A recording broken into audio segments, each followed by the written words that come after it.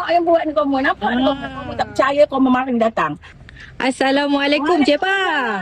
Niaga apa ni Cik Pa? Oh, Cik Pa menjaga kari pak kamu. Oh. Kari pak pusing tembun Cik Pa nama dia. Oh. Ha. Ada inti apa ni? Inti dia ada lima flavor. Satu tu carbonara, carbonara ayam, carbonara daging. Lepas tu sardin. Lepas tu ayam kari, daging kari. Ada 5 flavor, Mama. Oh, bagi kat saya Ya. 5 yang best seller lah. Oh, 5. Semua best seller. Bagi kat saya semua. Allah Akbar.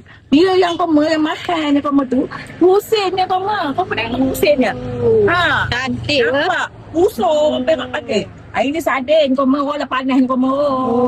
Ini kamu ni ayam. Ini ayam. Oh, ayam kamu tengok ni. Kamu tengok ni. Oh, besar-besar. Tarin kamu. Nampak? Oh. Nampak tembunnya kamu. Nampak tembun kamu. Cantik pusingan dia ya? Tahu kamu pusing. Oh. Gerai kat mana ni Cik Pa? Jual Cik Pa jual kat Sejangkang kamu. Jangka. Sejangkang jalan utama Batu Lapan. Okey. Trademark dia Pondok Moden. Nampak kamu? Okey. Inti daging ni kamu.